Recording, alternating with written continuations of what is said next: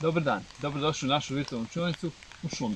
Danas grafička modelacija, već smo se par puta susreli s tim pojmom, pa ne bi bilo loše pogledati ovaj video od prije, a ako to sve znamo, idemo dalje. Idemo u šumu po gljive. Nakon šetnje po šumi idemo crtati.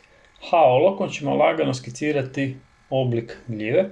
Evo malo sam zavrtio krug, sad ćemo taj krug malo skratiti. Probajmo ne pritiskati previše da možemo poslije to još malo dorađivati i popravljati. Radim donji dio, kao mali valjak koji ima donji dio malo onako širi. Evo malo ćemo razraditi oblik još jedne malo veće. Donji dio u ovom slučaju još malo širi. Sad u biti uspoređujemo jednu i drugu s fotografijom po kojoj radimo. Možemo raditi tušenim perom, ja u ovom slučaju radim nagli perom da nam bude u biti malo brže za vidjeti kao demonstraciju.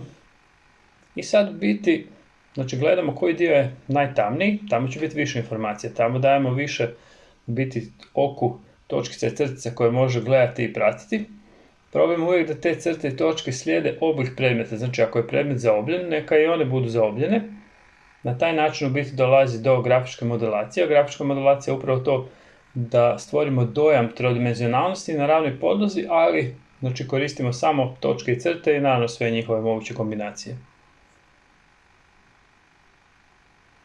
Nakon što ovu malu gljivu završim, pogledat ćemo šta ne treba raditi, znači šta u biti nije dobro, jer na taj način pokvarimo crtež. Evo recimo da smo oblikovali, znači obrisnom crtom smo si složili taj oblik gljive i sad u biti šta ne raditi.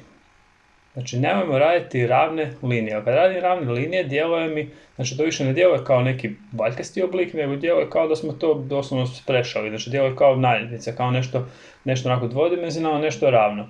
Evo vidimo, čak i ako stavim dovoljno crtica s jedne strane, ajde onako, to bi biti moglo proći kao grafička modelacija, ali vidimo da to jednostavno nije to, jer vam sve djeluje preravno.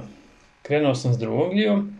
Na njoj vidimo da ima ovaj dio koji je malo izgrižen, znači to je u biti drugčija površina i moramo smisliti drugčiji uzorak točkica i crtica da bi to dočarali. Na ovom dijelu koji je u sjeni stavljamo više točkica i crtica. Evo, malo razradimo donji dio i znači uspoređujemo kakve su tu sve površine. Svaka površina ima svoj neki karakter, svoju teksturu i trudimo ih se različitim kombinacijama crtica i točkica u biti dočarati. Evo, sad ćemo dodati ovdje još jednu gljivu, znači drugu vrstu ove popularne marele. Ovo što sad radim su u biti strukturne crte, one nam pokazuju znači građu predmeta, kako je ta gljiva u biti gledana sa donje strane. Ako vam je to teško ovako raditi iz prve, to isto slobodno skicirajte. I sad u biti radimo isto što smo radili prije. Znači ona je malo svjetlija pa je nećemo toliko zatamniti, ali opet ćemo s jedne strane dodati sjenu. Mislim, dodat ćemo tamniji dio s tim crticama i točkicama. Vidimo da nam sad već polako sve te tri gljive djeluju onako trodimenzionalno. Dodat ćemo još jednu gljivu, muharu. Muhara je otrovna i vrlo je onako karakteristična s tom svojom crvenom bojom koja lagano onako prelazi u narančastu i zato je odmah vidimo i primjećujemo u šumi. Napravili smo ove bijele točkice koje imam po sebi, pošto su bijele, njih u biti neću ni dirati, njih sam samo onako naznačio obrisnom crtom, a ovaj dio oko njih ipak mora biti malo tamniji i taj dio ćemo još malo popuniti crticama i točkicama. Prije nego što završimo sliku, možemo se malo poigrati i dodati recimo koji je listić. Prvo ga složimo znači olovkicom obrisnu crtu i poslije to malo razradimo oblik i napravimo ove žilice i evo već imamo nešto što je slično listu. Možemo još dodati malo trave.